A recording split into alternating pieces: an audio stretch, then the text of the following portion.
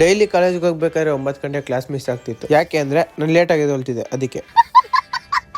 ಆದ್ರೆ ಇವತ್ತು 9 ಗಂಟೆ ಕ್ಲಾಸ್ ಮಿಸ್ ಆಗಲ್ಲ, ಯಾಕಂದ್ರೆ ಇವತ್ತು ನಾನು 6 ಗಂಟೆಗೆ ಎದ್ದಿದ್ದೀನಿ. ಇದು ಮಾರ್ನಿಂಗ್ ಕೇರ್ಪೇಟೆಗೆ ಹೋಗ್ಬೇಕಾಗಿರೋ ಫಸ್ಟ್ ಬಸ್. ಈ ಬಸ್ಸಲ್ಲಿ ಯಾರು ಹೋಗ್ತಿದೀವೋ ಕಾಲೇಜ್ಗೆ ಅವರೇ ಫಸ್ಟ್. ಅಷ್ಟು ಬೇಗ ಎದ್ದು ಬಂದಿರೋದಕ್ಕೆ ಮನೇಲಿ ತಿಂಡಿ ಮಾಡ್ಕೊಂಡ್ ಬರಕ್ಕಾಗ್ಲಿಲ್ಲ. ಅದಕ್ಕೆ ಕೇರ್ಪೇಟೆ ಬಂದು ತಿಂಡಿ ಮಾಡಿ ಕಾಲೇಜ್ ಹತ್ರ ಬಂದ್ ನೋಡಿದ್ರೆ ನನ್ಕಿಂತ ಮುಂಚೆ ನನ್ನ ಫ್ರೆಂಡ್ ಬಂದ್ ಕೂತಿರೋದ್ ನೋಡಿ ಶಾಕ್ ಆಯ್ತು. ಯಾಕಂದ್ರೆ ನಾನ್ ಬಂದಿದ್ ಫಸ್ಟ್ ಬಸ್ ಅಲ್ಲೂ ಬಂದಿರ್ಲಿಲ್ಲ. ಇವನ್ಗೆ ಸುಮಾರು ಸಲ ಹೇಳಿದೀನಿ ಬರ್ಬೇಕಾದ್ರೆ ಫೋನ್ ಮಾಡು ಅಂತ, ಆದ್ರೆ ಒಂದ್ ಸಲನೂ ಮಾಡಿಲ್ಲ. ಅದಕ್ಕೆ ಈ ತರ ಮಾಡಿದೆ.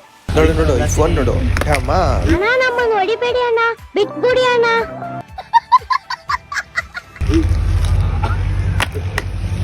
ನಮಗೆ ಇದ್ದು ನಮ್ ಜೊತೆಗೆ ಇದ್ದು ಮಾಡ್ತಾವ್ರೆ. ನಿಮ್ ಮಕ್ಕಳು ತಣ್ಣಗ ಇರ್ಲಿ ಅಷ್ಟೇ.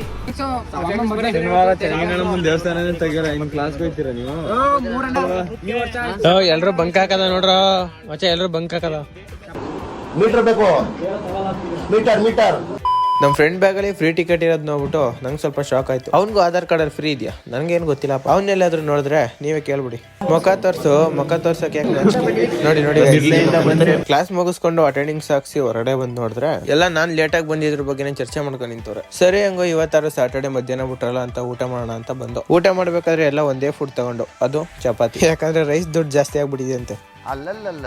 ಆಮೇಲೆ ನಮ್ ಬ್ರೋ ಹತ್ರ RX ಇಸ್ಕೊಡಿ ಬ್ರೋ ಅಂದಿದ್ಕೆ